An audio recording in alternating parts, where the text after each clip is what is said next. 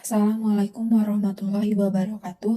Perkenalkan, kami dari kelompok 5, kelas A Indralaya, jurusan Teknik Kimia, Fakultas Teknik Universitas Sriwijaya. Kami akan menampilkan video mengenai karbohidrat yang telah kelompok kami buat. Adapun nama anggota kelompok kami yang pertama ada Alina Zari Aulia, yang kedua Anissa Ramadhani, yang ketiga ada Citra Amelia, yang keempat ada Helsi Veronica, yang kelima ada Lucia Apriani, yang keenam ada Nurhanisa Ardina, yang ketujuh ada Rizka Amalia Putri, yang kedelapan ada Tessa Andesta Mutia, dan yang terakhir ada Viani Nabila Putri. Baiklah, selamat menyaksikan video penjelasan dari kelompok kami. 1. Penjelasan karbohidrat. Karbohidrat berasal dari kata karbon dan hidrat. Sebenarnya nama ini kurang tepat karena karbohidrat tidak terbentuk dari hidrasi karbon atau pada pemanasan tidak dihasilkan hidrat. Karbohidrat lebih tepat disebut sakarida yang berasal dari kata sakar yang artinya gula karena karbohidrat sederhana mempunyai rasa manis. Karbohidrat merupakan polimer alam. Karbohidrat dapat berupa polihidroksi aldehid atau polihidroksi keton. Karbohidrat dibuat oleh tumbuhan melalui proses fotosintesis. Tumbuhan mengubah karbon dioksida dan uap air menjadi karbohidrat dan oksigen dengan bantuan sinar matahari dan berlangsung di klorofil daun. Lain halnya dengan tumbuhan, manusia dan hewan tidak dapat membuat karbohidrat. Manusia dan hewan memperolehnya dari tumbuhan. Oleh karena itu, kehidupan manusia dan hewan sangat bergantung pada tumbuhan. Sebagai sumber energi, karbohidrat memiliki berbagai fungsi dalam tubuh makhluk hidup. Salah satunya ialah sebagai bahan bakar, misalnya glukosa. Selain itu, gula berfungsi sebagai cadangan makanan, misalnya pati pada tumbuhan dan glikogen pada hewan. Selanjutnya, saya Alina Zari Aulia akan membahas mengenai klasifikasi karbohidrat. Klasifikasi karbohidrat. Jadi, karbohidrat ini disusun berdasarkan molekul penyusunnya dan gugus yang dikandungnya. Kemudian, berdasarkan ukurannya tersebut, karbohidrat dibagi menjadi gula sederhana dan karbohidrat kompleks. Klasifikasi karbohidrat ini berdasarkan ukuran molekulnya. Ada ukuran yang besar dan kompleks yang dibagi menjadi 4, yaitu monosakarida, disakarida, oligosakarida, dan polisakarida. Untuk monosakarida ini, karbohidrat yang tersederhana yang tidak dapat dihidrolisis menjadi molekul karbohidrat yang lebih kecil. Contohnya adalah glukosa, fruktosa, dan galaktosa. Selanjutnya, berdasarkan gugus fungsional, ada yang namanya aldosa dan ketosa. Aldosa adalah karbohidrat yang mengandung gugus fungsi aldehid, dan ketosa adalah karbohidrat yang mengandung gugus fungsi keton. Kemudian, berdasarkan jumlah atom karbon pada monosakarida dibedakan menjadi triosa, tetrosa, pentosa, heksosa, heptosa, dan seterusnya. Selanjutnya, disakarida. Disakarida ini senyawanya terbentuk dari dua molekul monosakarida yang sejenis atau tidak. Disakarida dapat dihidrolisis oleh larutan asam dalam air sehingga terurai menjadi dua molekul monosakarida. Selanjutnya, oligosakarida. Jadi, oligosakarida ini karbohidrat yang terdiri dari 2-8 satuan monosakarida. Senyawa yang terdiri dari gabungan molekul-molekul monosakarida yang banyak gabungan dari 3-6 monosakarida. Misalnya adalah maltotriosa. Kemudian, polisakarida. Karbohidrat yang tersusun lebih dari 8 satuan monosakarida. Nah, polisakarida adalah senyawa yang tersusun dari banyak molekul monosakarida yang dihubungkan dengan ikatan yang dinamakan glikosida. Baiklah, saya Halsi Veronica akan menjelaskan tentang struktur karbohidrat. Rumus struktur karbohidrat dapat dituliskan secara terbuka atau alifatis yang merupakan proyeksi yang dibuat oleh Emil Fischer dan secara tertutup siklik yang merupakan hasil proyeksi dari Torrance dan kemudian digambarkan secara siklohemiasetal oleh Haworth. Dalam rumus Fischer digunakan istilah dextron dilambangkan dengan D dan Levue dilambangkan dengan L. Biasanya huruf D atau L ditulis di depan nama gula sederhana. Bentuk L merupakan bayangan cermin dari bentuk D.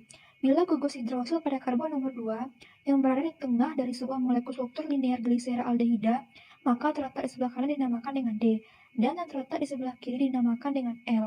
Contohnya pada dextroglukosa dan levoglukosa. Dextroglukosa adalah atom karbon OH yang terletak di sebelah kanan ekor, maka dinamakanlah dengan dextro. Untuk mengubah dextro menjadi levo, atom OH harus diletakkan di sebelah kiri sebagai hasil cerminan dari dextro. Maka, levo akan menjadi atom OH terletak di sebelah kiri ekor, dan dextro akan menjadi atom OH terletak di sebelah kanan ekor. 2. Rumus Haworth. Pada proyeksi ini, cincin digambarkan seolah-olah planar dan dipandang dari tepinya, dengan oksigen yang terletak di kanan dan di atas. Substituen melekat pada cincin di atas atau di bawah bidang. Dalam mengonversi satu jenis rumus proyeksi menjadi proyeksi yang lain, yang perlu diperhatikan adalah bahwa gugus hidroksil sebelah kanan pada proyeksi Fischer akan terletak di bawah pada proyeksi Haworth, dan sebaliknya. Berikut adalah contoh proyeksi Fischer ke proyeksi Haworth pada dextrofruktosa. Di sini, OH mengikat ke gugus keton ke atas. Kemudian, untuk menghitung nomor siklik, dapat menggunakan penomoran pada karbon. Dari sini dapat kita lihat sikliknya berada pada nomor 5. Sesuai dengan ketentuan yang sudah dijelaskan tadi, gugus hidroksil sebelah kanan frekuensi Fisher akan terletak di bawah pada frekuensi Haworth, dan sebaliknya, sehingga didapatkan seperti pada contoh. Karena siklik 5 yang salah satunya adalah oksigen, maka dinamakan furan, sehingga namanya berubah menjadi dextrofructofuranosa. Selanjutnya yang keempat yaitu cara penulisan karbohidrat. Sebagian besar karbohidrat memiliki rumus empiris CH2O, misalnya glukosa C6H12O6. Nah, senyawa ini diduga hidrat dari karbon, yang artinya senyawa antara karbon dan air sehingga disebut karbohidrat. Ditinjau dari struktur molekulnya, karbohidrat adalah polihidroksi aldehis atau polihidroksi keton. Karbohidrat yang mengandung gugus keton disebut ketosa, dan sedangkan karbohidrat yang mengandung gugus aldehid disebut aldosa. Jika mengandung 5 atom karbon disebut pentose, sedangkan yang mengandung 6 atom karbon disebut heksosa. Nah, akhiran yang menunjukkan suatu gula adalah osa yang digunakan untuk kebanyakan sakarida, akan tetapi tidak semuanya. Glukosa, laktosa, dan maltosa adalah contoh sakarida yang menggunakan akhirannya osa. Nah, sedangkan amilun dan glikogen merupakan contoh sakarida yang tidak memakai akhiran osa. Selanjutnya kita masuk ke bagian tata nama karbohidrat. Tata nama karbohidrat ditentukan oleh kondisi polihidroksi karbohidrat dan banyaknya atom karbon yang dimiliki oleh karbohidrat tersebut. Yang pertama ada ketosa. Ketosa adalah nama yang diberikan pada karbohidrat yang mengandung gugus keton. Contohnya adalah ribulosa. Yang kedua aldosa. Aldosa adalah nama yang diberikan pada karbohidrat yang mengandung gugus aldehid. Contohnya eritrosa. Yang ketiga adalah aturan akhiran osa. Akhiran yang menunjukkan suatu gula adalah osa, yang digunakan oleh kebanyakan karbohidrat, tetapi tidak semuanya. Glukosa adalah contoh karbohidrat yang menggunakan akhiran osa, sedangkan amilum adalah contoh karbohidrat yang tidak memakai akhiran osa. Yang keempat adalah jumlah atom karbon yang dimiliki suatu karbohidrat. Yang pertama ada triosa. Triosa adalah karbohidrat dengan 3 atom karbon. Tetrosa adalah karbohidrat dengan 4 atom karbon. Yang ketiga pentosa dengan 5 atom karbon, yang keempat heksosa dengan 6 atom karbon, yang kelima adalah heptosa dengan 7 atom karbon. Untuk contohnya sendiri ada di layar. Sifat-sifat karbohidrat. Yang pertama, sifat monosakarida. Monosakarida berbentuk kristal tidak berwarna, mudah larut dalam air karena bersifat polar, sedikit larut dalam alkohol, tidak larut dalam eter, kloroform, dan benzena. Semua monosakarida merupakan reduktor sehingga disebut gula produksi. Rasa yang manis dan fruktosa merupakan monosakarida yang paling manis, bersifat optik aktif. Sifat disakarida. Disakarida ini mudah larut dalam air, kecuali laktosa sedikit sulit larut dalam air.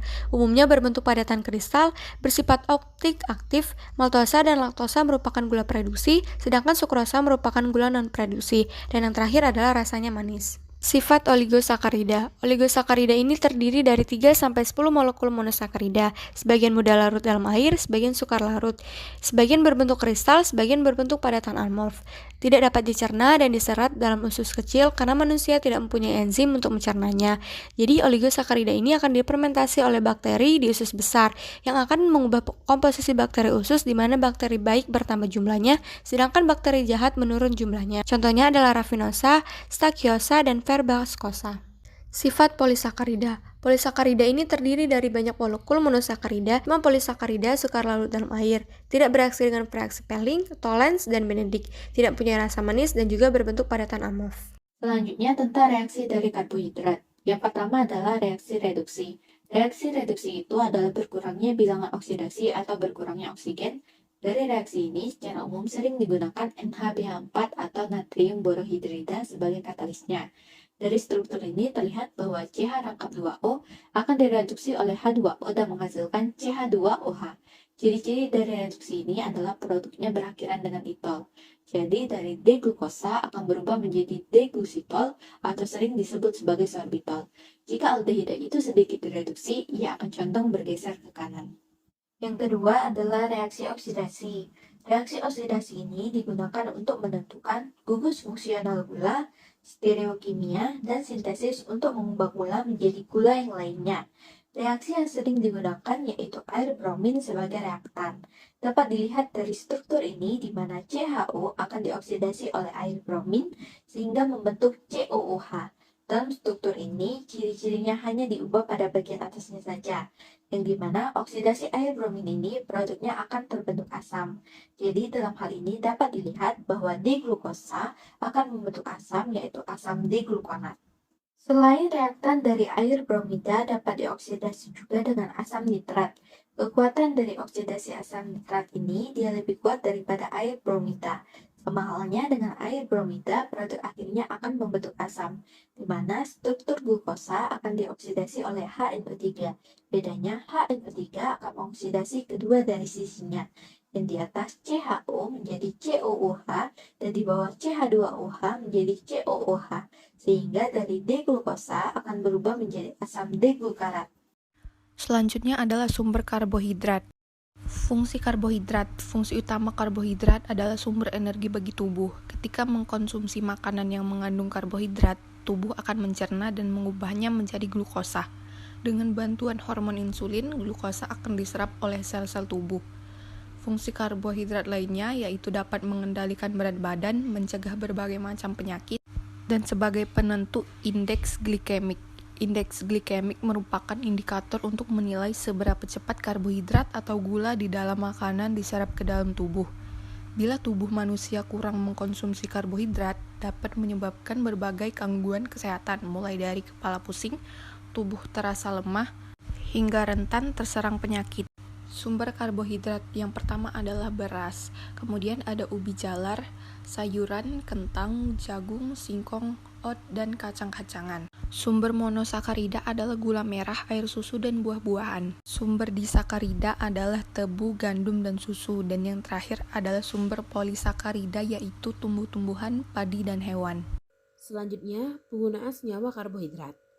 Penggunaan karbohidrat dalam sintesis. Karbohidrat merupakan bagian dari berbagai jalur metabolisme lintas spesies. Tumbuhan menyintesis karbohidrat dari karbon dioksida dan air melalui fotosintesis dan menyimpan energi tersebut secara internal, seringkali dalam bentuk pati atau lipid. Komponen tumbuhan dikonsumsi oleh hewan dan fungi dan digunakan sebagai bahan bakar untuk respirasi sel. Oksidasi 1 gram karbohidrat menghasilkan kira-kira 16 kJ atau 4 kilokalori energi. Sedangkan oksidasi 1 gram lipid menghasilkan sekitar 38 kJ atau 9 kilokalori energi. Untuk tubuh manusia menyimpan antara 300 dan 500 gram karbohidrat tergantung pada berat badan dan sebagian besar karbohidrat tersebut disimpan di otot rangka. Penggunaan atau kegunaan karbohidrat dalam kehidupan sehari-hari. Yang pertama, mencegah berbagai penyakit. Yang kedua, berfungsi untuk otak. Yang ketiga, memicu makan, lapar dan kenyang. Yang keempat, baik untuk kesehatan usus besar. Yang kelima, sebagai sumber energi. Yang keenam, meningkatkan gula darah. Dan yang terakhir adalah merangsang produksi insulin. Sekian penyampaian materi dari kami. Terima kasih sudah menonton.